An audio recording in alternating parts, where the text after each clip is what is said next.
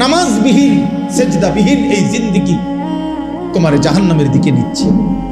তোমার এই নারী ছবি, তোমার এই মোবাইল প্রীতি, নারী প্রীতি, হারাম উপার্জনের এই লালসা তোমার জাহান্নামের দিকে পৌঁছেছে।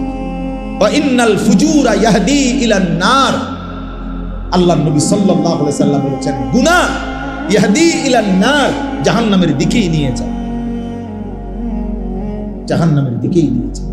প্রত্যেক গুনার ওই পিঠে আগুন আছে।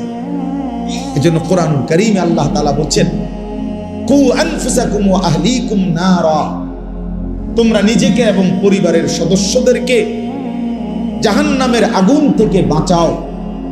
তাহলে দুনিয়াতে জাহান্নামের আগুন নাই, জাহান্নামের ভিতরে জাহান্নামের আগুন এখানে তো নাই, তাহলে আগুন থেকে বাঁচাও মানে কি? এখানে তো আগুনে নাই। তাই জন্য মুফাসসিরিনে কেরাম বলে এর অর্থ হলো নিজেকে প্রত্যেকটা গুনাহ থেকে বাঁচাও, কারণ প্রতিটা গুনাহই আগুন। প্রতিটা গুনার ওই পিঠে অন্তর্দৃষ্টি দিয়ে তাকালে দেখা যাবে আগুনই জ্বলতেছে।